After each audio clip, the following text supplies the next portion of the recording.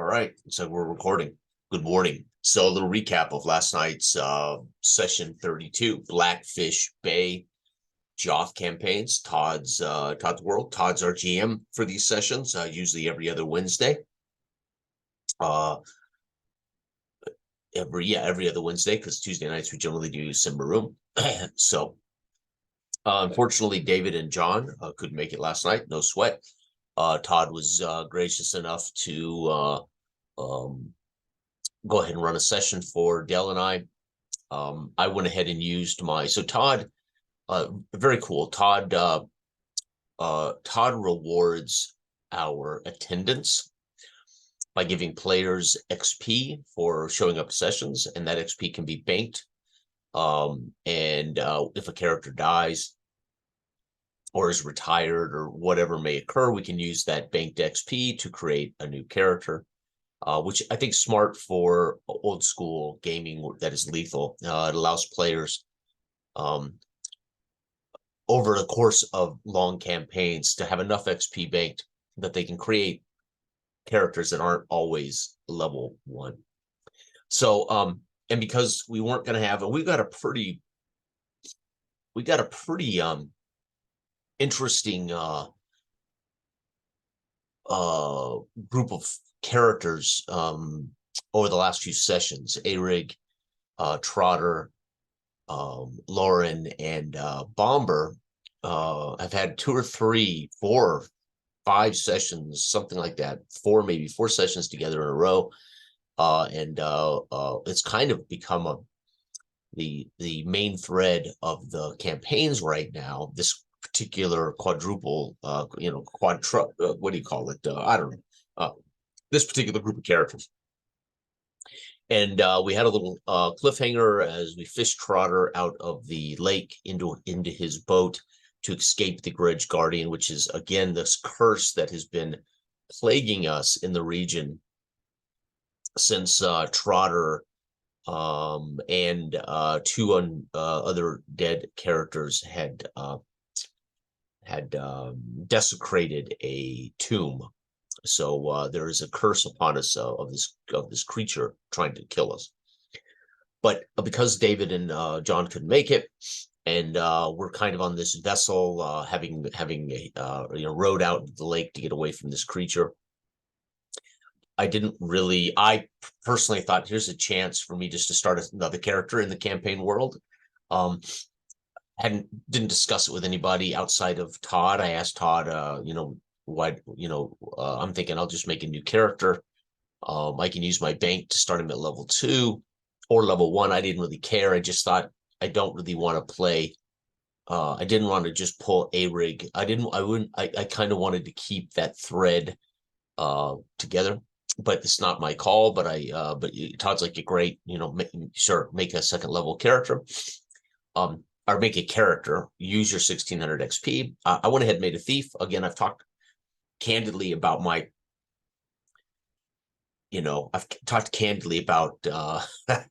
classes that I'm not a big fan of in D&D, old D&D. Thief is my least favorite class.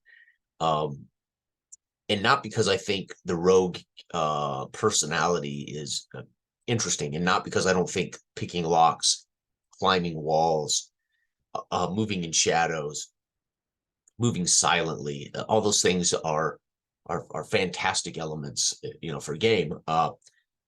It just, anyway, long story short, I thought, all right, my 1600 will put me at level 2 for a thief. Here's my chance to play a thief. I didn't want my thief to be about thieving. I wanted my thief to be about being a professional, quiet, diminutive, sullen, laconic, private, stoic adult. And of course, I didn't know what character Dell would show up to the game with, and he chose to go back and bring back Weird, which was the original character from their Joth starts. And they started the Joth campaigns using DCC, Dungeon Crawl Classics, which unfortunately I never had a chance to be a part of when they initially launched these. And they made the transition to old school Essentials at some point, mostly due to flavor. Old school Essentials allowing I think, a more sober play with some Gonzo elements that exist in Joth, right? So anyway, they made the transition to DCC solely for theme, solely for style, not because the DCC isn't a fantastic game. Okay. Anyway, long story short, he pulls Weird out of DCC and rolls with him. He's basically, I believe, a second level magic user. He had a couple of spells memorized, and this particular character from DCC had a magical blowfish bagpipe, a living creature that he used as a bagpipe, and I believe it was tied to his spell casting. Maybe, I don't know all the details of this, but long story short, Todd had already decided to use the concept of Hootie as part of this area of Blackfish Bay, and it just kind of fell together. And Todd, of course, did not prep anything because he didn't know it was going to go down. So in a way, Todd was he was put on I mean, very short notice, two new characters dropping into Blackfish Bay. And he did a great job of basically ad-libbing kind of, why are we there, and where can we go, what can we do. And unfortunately, he has a world, he has Joth, he has tables, he has random monsters, he has, so there didn't have to be some major prep, right, story prep or anything like that. Did a great job as usual. So he tied Weird and I directly to why we were coming up the river into Blackfish Bay to the Lake of Talons, as Weird is hunting down the dastardly doer that stole his best friend, this magical blowfish. Makes total sense. And so we arrive in Blackfish Bay, we investigate, we go to the nearest trader, we ask questions, where have you guys heard of this gentleman? Where can we find him? He pointed out the tavern might be the best place. So we go over to Shenanigans. My character climbs upon the table and clacks together some tankards to get everybody's attention. As we learned that we believed this character had crossed Lake of Talons and was doing some weird thing at a camp. So we knew that much. We hire a boat with the captain Stalwart. I can't remember exactly. And we set off along the eastern coastline of the Lake of Talons to stay out of the middle of the very dangerous lake. He drops us off at a camp, a couple one tent, two tents, one tent. I can't remember now exactly. And where we see this snaking line from the tent, which is making noise, kind of a mechanical noise, snaking line, long line off into the lake. Of course, my character perceives this as a giant serpent. Weird is telling limericks and entertaining himself with short and sweet limericks, basically. On our trips to entertain himself, mostly because, as I've said, Quinlan finds no humor in it. He is a very sober and careful individual. So how he would become connected with Weird, who knows? But that's the joy of why people become, partners or friends, or right. That's a story we'll never quite know, and I like that. Right, I like the mystery of how these two came together. Sometimes I don't want the origin story. I wanna wonder how, right? Stalwart drops us off the shore. Immediately, Weird makes for the front door of the noisy tent. I take advantage of his brashness and going right through the front door to sneak around the back of the tent and poke my head underneath to spy what's in the tent. He comes face to face with somebody he knows, some giant brute in the tent, and I see this, but I also spy this creature in a pot, a stand, for the lack of a better term, with a mask on, with a hose. I'm able to put two and two together. This hose is what I saw running into the lake. It's an stitched eel skin hose, and this creature seems to be providing oxygen, breathable oxygen, through the hose. Meanwhile, Dell's character can't see Hootie. This is Hootie. This is what we're looking for. This creature is being used as an oxygen or a ventilation system, whatever, into the lake to another person. I don't know. Dell has yet to, and Dell's asking, where is this dastardly doer who took his Hootie? He can't see Hootie for this mass of this man.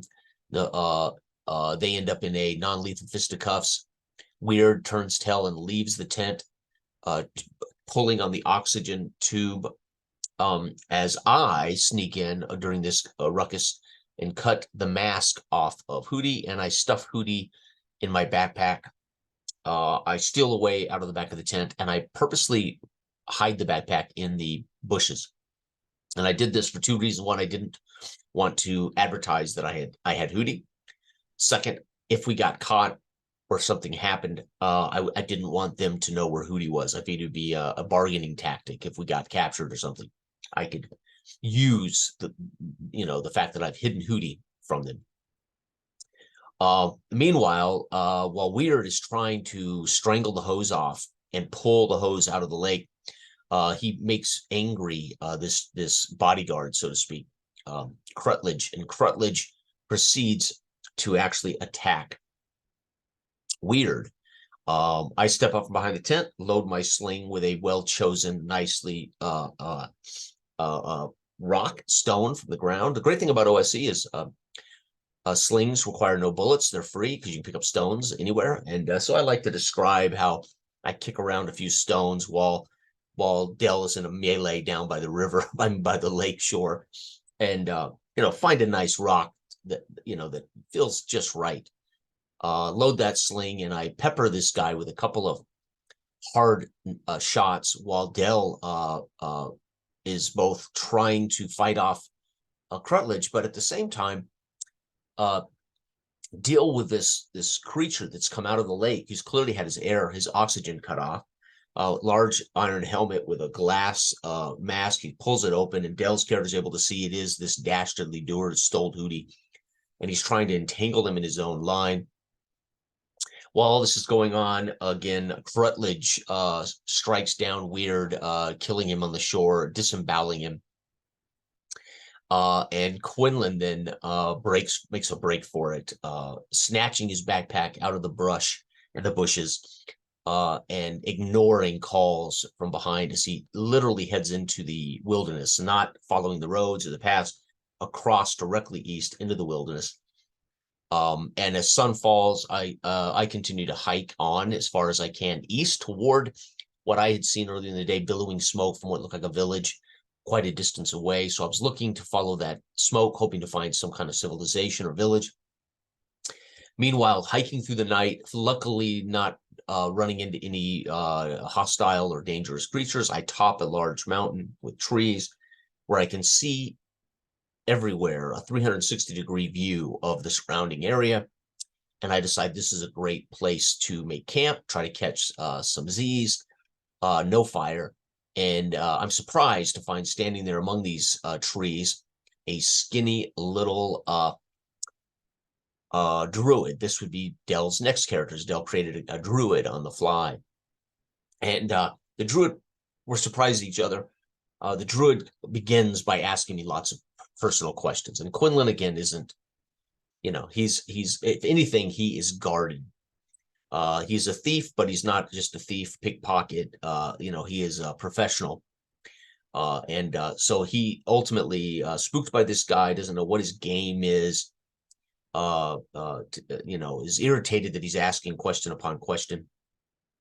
The druid, of course, curious, and at the same time out here for a particular reason, as he has noticed that all of the animals, there's no sound, it's eerily quiet, and he's noticed over the course of the last few days animals moving from north to south. Something has pushed the animals out of the northern region, and he's out investigating this as he stumbles across my character. We sit for a while in the darkness, and the druid says, come follow me to Burkett's Bottom, where you can meet halflings and you can have great honey mead and we can get to civilization. My character is not met a halfling. I'm from the big city of Joth, but I don't know halflings. So out of curiosity, and because I would like to get to some form of civilization, I follow him to this Brick and Bottoms. We're in town, just a few strides into the village.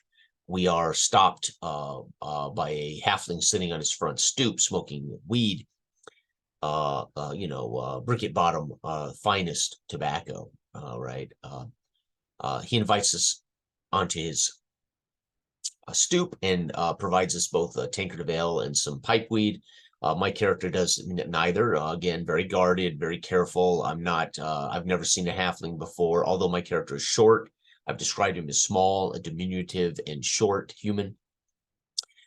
He watches carefully. He smells the mead. He's holding the pipe weed in his hand because he doesn't smoke it, and he sits there as this gentleman asks questions. Quinlan decides at some point he's going to have to provide a name, so he quickly makes up a name, an alias, Rhodey, and that's the name he chooses to use here. Dell, when we were introduced, he gives a name. I can't remember if he gives the name to Quinlan or if he gives the name to the halfling, but Dell picked a name that there is no way my character's ever going to get right. You know, um, I myself probably won't get it right, but my character certainly in the night, in the middle of the night, spooked, running into this guy who steps out of the trees and rattles off some exotic name. There is no way Quinlan is going to get that. He may shorten it to a nickname or something at some point if they continue to adventure together, which I'm not certain they would. So long story short, every time I refer to Dell's character, of course, it's a bastardized version of this phonetic thing, right, that he heard in the night. He tells the halfling, gives him a fake name. I give him a fake name, and I tell him that I'm a purveyor of fine, unique goods. I'm traveling the area looking to sell this remarkably unique and magical creature. Hootie, this Hootie's in my backpack. And he tells us, well, you're in luck. There's a band playing at the Honey Pot Tavern right down the road, and there may be musicians there that are people there that might be interested in such an object. So immediately I set down my cup of mead and my pipe weed, and I head off toward this direction of music. And Dell's character, now curious as to who I am and what I'm about, follows me. Dell describes him catching me up and then passing me, and then he'll go into a tree pose. He likes to stop and kind of pose himself like a tree. And then as I pass him, he describes how he'll catch me up and pose in front of me again, staying in the shadows. So I describe my character walking through the streets, hand on his weapon, as he's still not certain what this person, this druid that's following about, is really about.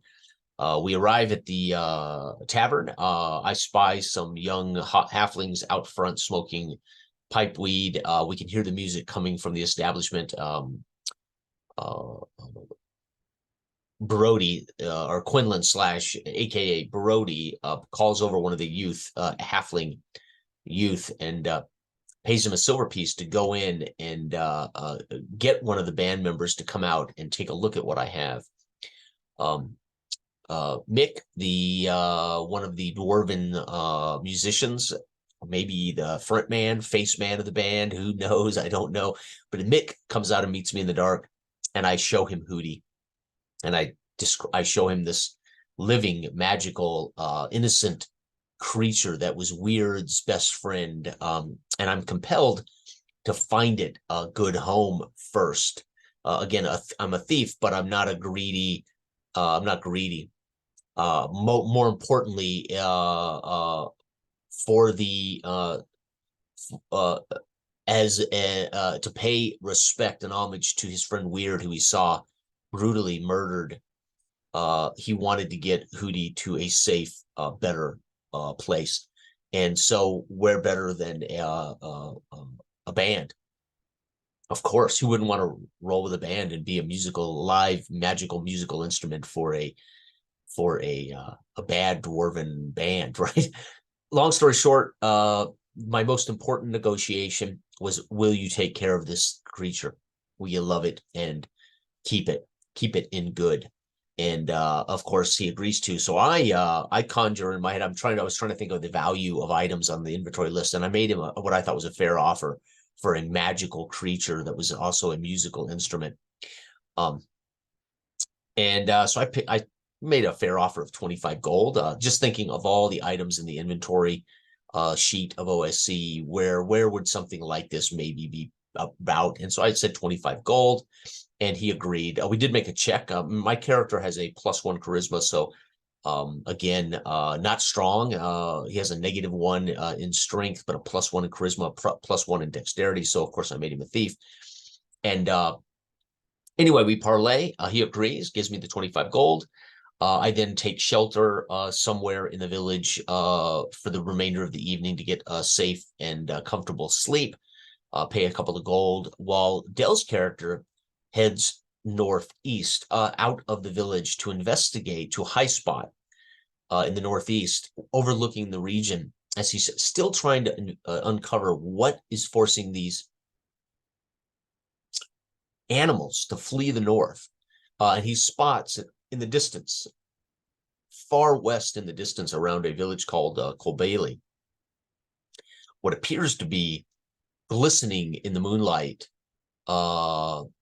golden, glistening thing that's obscuring the countryside in the west. And he does not know what this is, but he has a very bad feeling about it. My character, having come from Joth, if he had seen it, would probably know what it is. I suspect as a player, I know what it is. And that's where we close the curtain on this. Another great session. It was great fun to introduce yet another character. I actually enjoyed playing the thief class, but not so much as a, pickpocket, greedy, but more of a professional who's very careful, very guarded. It was great fun to change.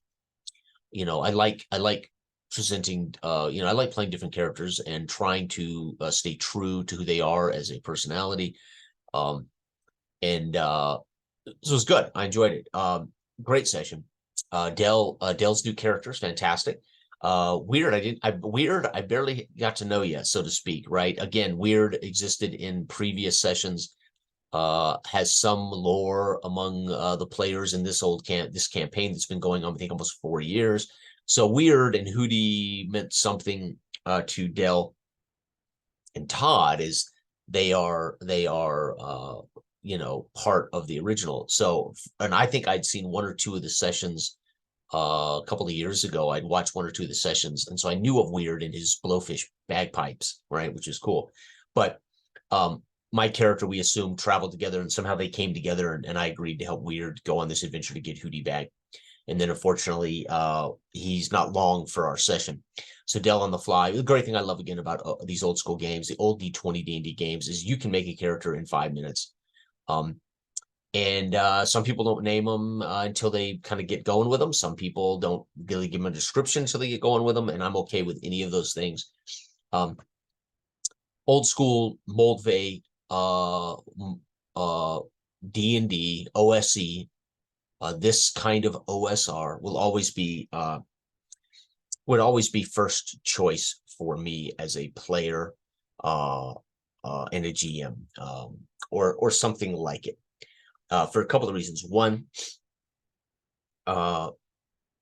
we can have a world like Joth, or we can have a world like Broadland, or Island of Sewell, or any other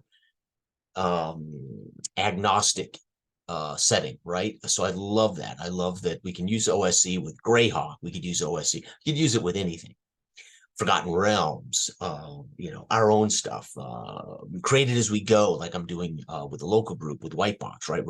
They're traveling through unknown lands, so we're literally going to populate this hex map as they encounter things. And there's something just infinitely entertaining about this kind of gaming. Characters are created quickly and randomly.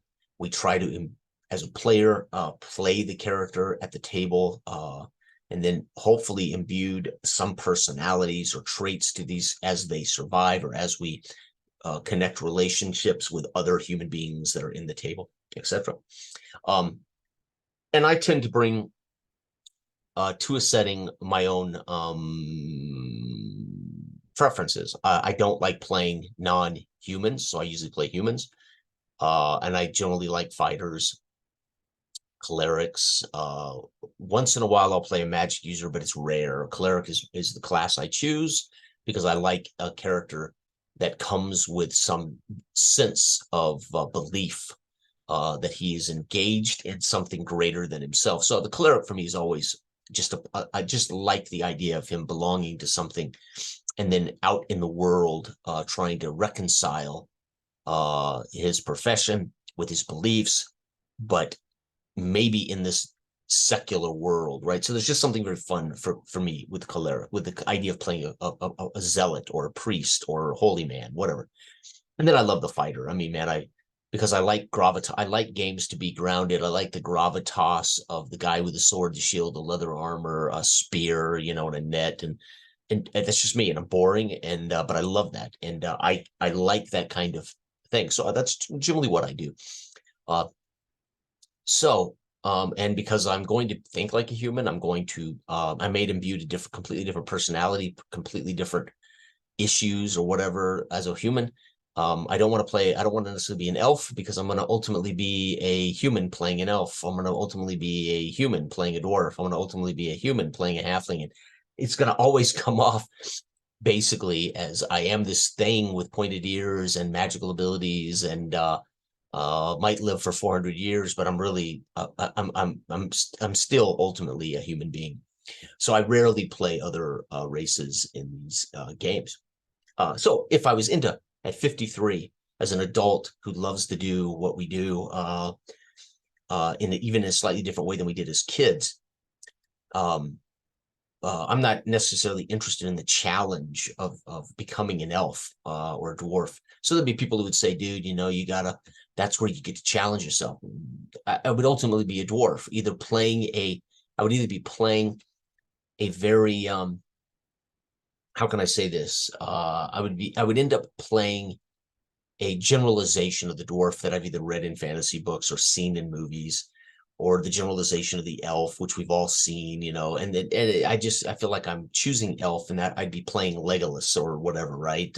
It's like Star Trek Vulcan. You can't help when you play a Vulcan to think of this very kind of constrained type of character in Star Trek universe, Spock, and all of the derivatives of Vulcans that have followed Leonard Nimoy's so masterful characterization of the Vulcan that it creates the Vulcan, and everybody seems to play a version of Spock in Star Trek.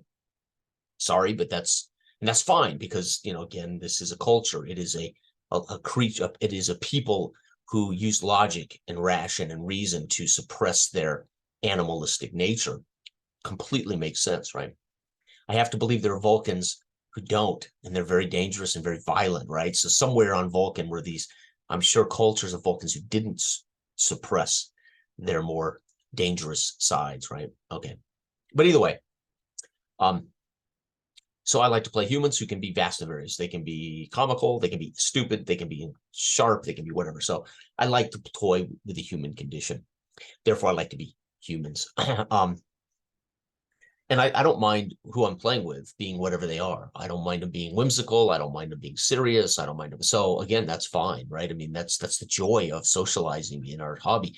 And it's the joy of what makes this particularly interesting fantasy group is we might have a druid who every time he stops and stands still poses himself like a tree or a bush or whatever, right? That's great because it lends a character to the sessions, to the party, and to the sense of this fantasy world, right? So anyway, great fun. I can't deny it. It would be my preference as a system, despite the fact that it is 50 years old, despite the fact, or 40 years old, despite the fact that people think that there's little system here, or that the system imparts always a particular style of play and outcome. That may be true, but it's a style and a particular kind of play that I'm ultimately very comfortable with. I don't aspire to level up my characters, so I'm not too concerned about it being always about killing and treasure. I'm more concerned about the adventure and the mystery and the characters running into these very dangerous, being in these very dangerous situations. And if they happen to survive and they happen to kill enough bad or enough monsters and they happen to get enough treasure and they happen to level up, then so be it. Right. Which is one reason I like the way Todd's handling this campaign. We're getting XP as players, regardless of what our characters are achieving. And that's good because it's going to allow us to bring in new characters, or to, when a character dies, start a character that we're not right back down there to level 1 and grinding away at some. So again, this becomes a part of system, right? It's not the system defined in OSE or in Moldvay, but Todd's campaign. This is a Todd's campaign week, and really it's a social contract.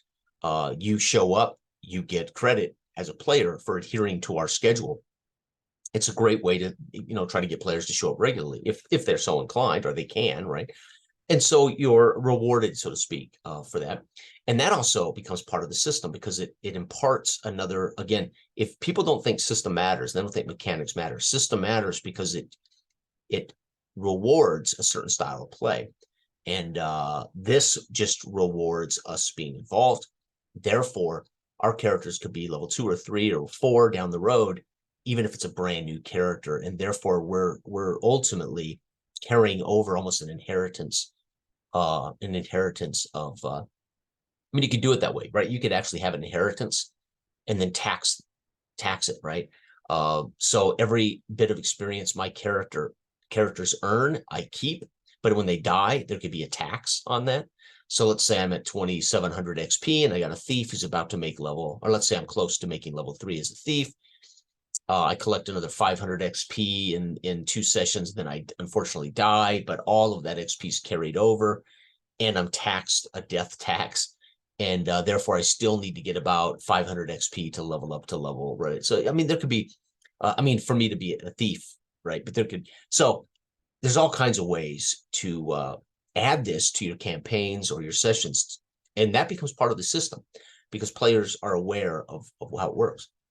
Which is why yesterday I suggested that I would use my bank to make a 2nd level thief, right? I had already rolled him up, and I was thinking between magic user, because his intelligence was pretty good too. I was thinking wisdom. I can't remember what it was. Intelligence. I was debating between making him, or what was it? Being a thief or a magic user. And knowing that I had 1,600 bank, I knew that I could be a thief level 2, and I thought that would be the way to go. And of course, Todd said, yeah, that's perfect. So great stuff.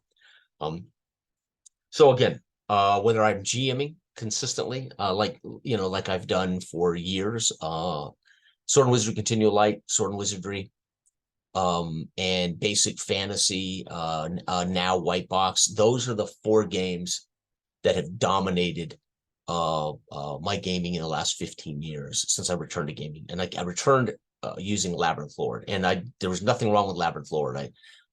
At some point I donated my Labyrinth Lord books as I picked up Sword and Wizardry, I think it was. And so I wanted to donate. I think I may have given them to some of my locals that were playing Labyrinth Lord with it. I can't remember what I did with them, but all of my Labyrinth Lord books I ended up giving to, I want to say David, or maybe David's son or something.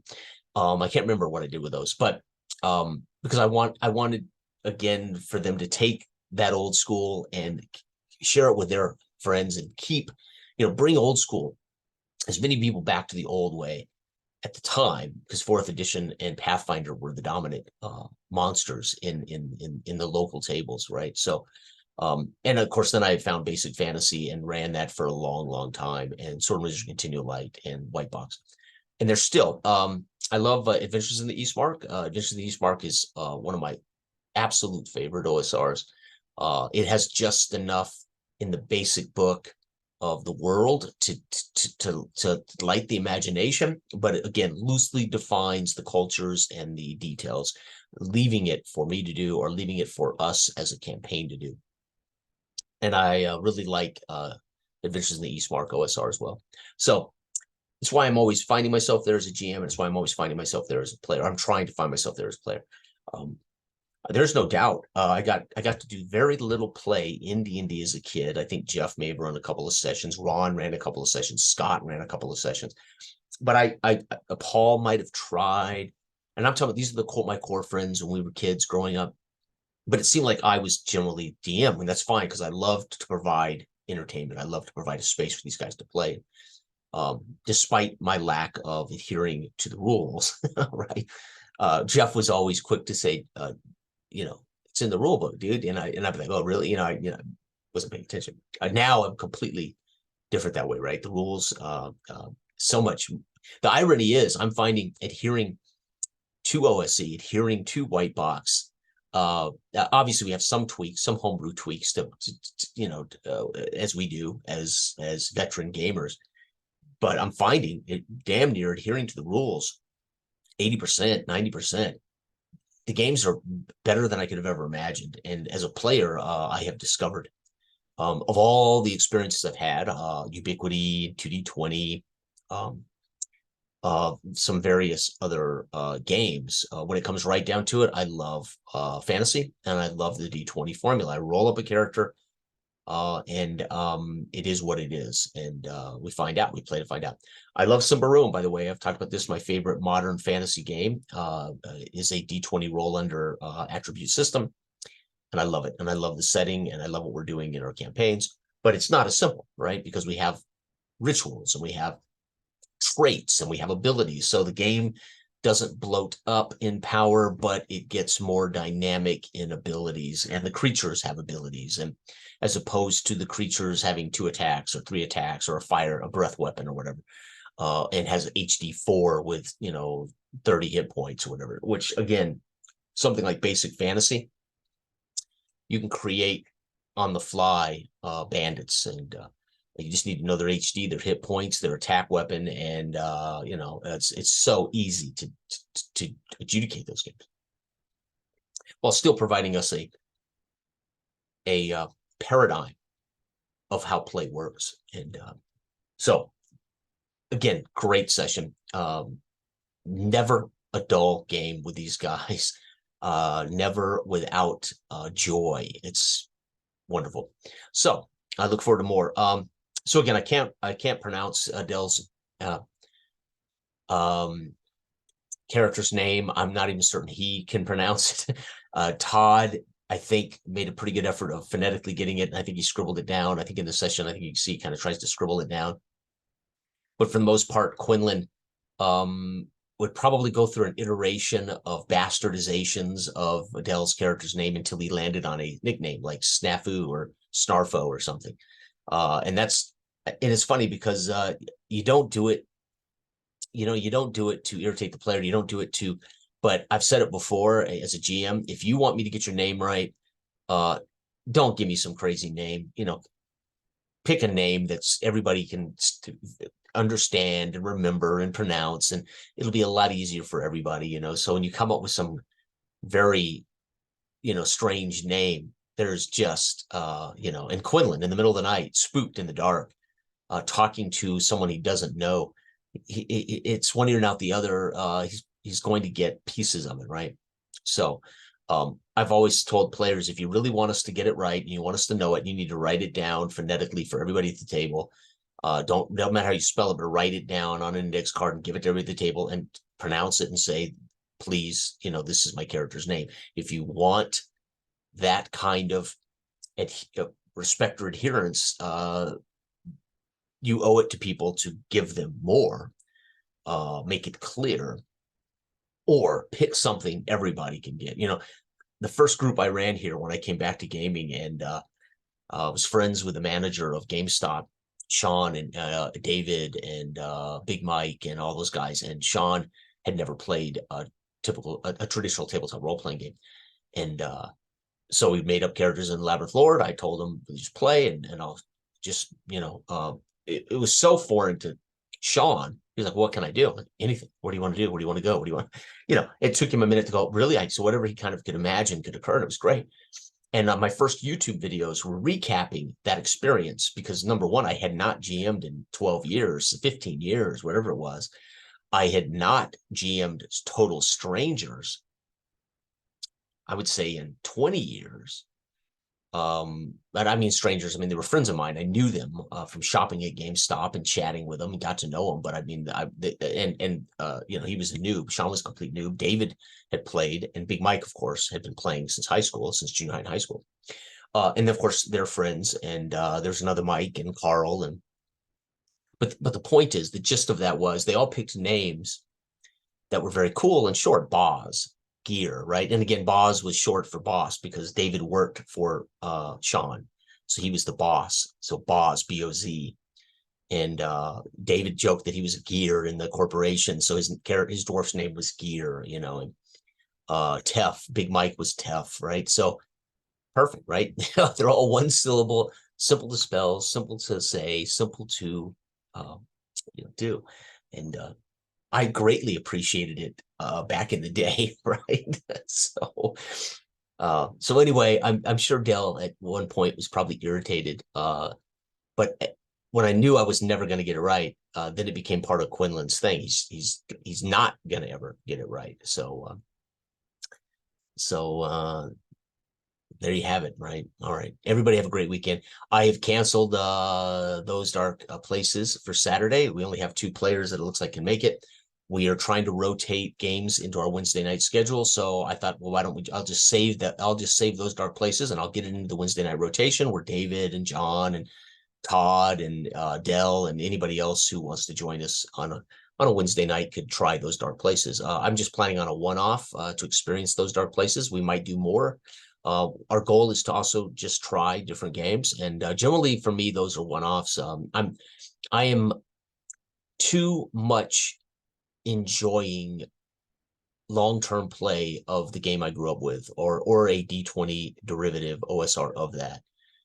So I don't want to lose what we do on Wednesday and Tuesday night in the long term. I want to stay with this because I think everybody enjoys it. I think it's good pick up and play. I think it's fantastic. I think for the most part, whether I run, even if I were to run some white box or some OSR sessions on Wednesday night, this is the place. If we're going to campaign, I'd like to be. And of course, Simba Room, we're in, I think, the 12th, maybe total the 16th session of Simba Room already, counting 2-parters. Simba Room, again, I could play until we're just tired of the world or we're just done messing around with this particular system or something. And then we can always try something else. I like the idea of having a couple of long-term or at least medium-term campaigns.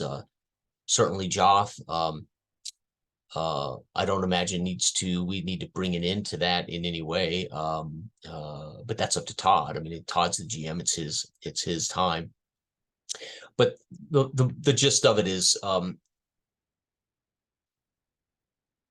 since returning to gaming long-term, it's been, for me, long-term campaigns have been OSRs. They've been white box, Sword and Wizardry, whether it was my Broadlands or whether it was Island of Sewell, whether it was Esbalon that I was running for Basic Fantasy Online. I think we had 27 or 28 sessions of online games with Lee and Mark and Josh, and Dell played in a couple of those, and Ivan played in a couple of those sessions. I think Sam and Donnie played in a couple of those. So my Esbalon Basic Fantasy online campaign went for 28, I think it was 27, 28 sessions online. So I love that. And because it is first of all, you can get Basic Fantasy for nothing, PDF, and you can buy it from Amazon for $5. So incredibly easy footprint financially for people to get into, and then very easy to teach, simple to adjudicate, and it just allows for easy drop in, drop out campaigning and or long-term adherence. If I was going to do a serious campaign, and run a traditional, as I am the GM or the sole DM, traditional long-term,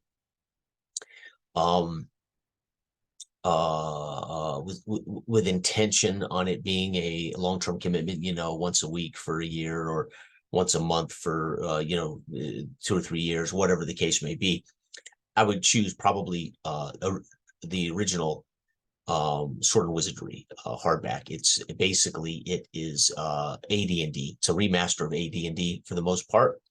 You can there's druids, there's paladins, there's rangers, there's illusionists, and there's a handful of races, and it has a very intense adherence to leveling and to the quality of spells, etc., etc. If I was going to do a serious, very serious gravitas long-term thing with players that were going to invest in it as a long-term campaign, I would probably use Sword and Wizardry would be my choice. So, or something like Castles and Crusades is an unbelievable game. There are, again, some features added to that are neat, but I don't know if I would want necessarily to use those features. Therefore, Sword and Wizardry, with all the options to make for players to make the class and the race of the thing they would like to be. Of course, you have to score the appropriate attributes to be a ranger, for instance. So the minimum requirements to be a ranger is pretty badass. The druid, the illusionist, there's all kinds of great options. I think it is one of the few OSRs that really adhere to AD&D to a degree. And have long-term, Sword and Wizardry is something I could have been playing for the last 15 years. But again, you want to play with veterans who are invested in that experience and invested in those rules. So it's a little more complicated and a tiny bit more goes into creating a character, that kind of thing. But again, still pick up and play, still pretty simple for veterans to roll 3d6, get your character made, equip them, let's go. So anyway, enough of that. I've rambled on. This was meant to be a recap, but anyway, but it's also reflections. I like to talk about how these experiences affect me and what I learned from these experiences. Dell and I have been playing together for a long time, and it's fun. And I think sometimes we still surprise each other at times, right? Which is kind of cool, right? At least I dig it. All right. Thanks again, Todd, for a great game. Thanks, Dell. Good session. And back to it, I think, in a couple of weeks, right? David, I believe, is running the next Simba Room next Tuesday, hopefully. So I look forward to that.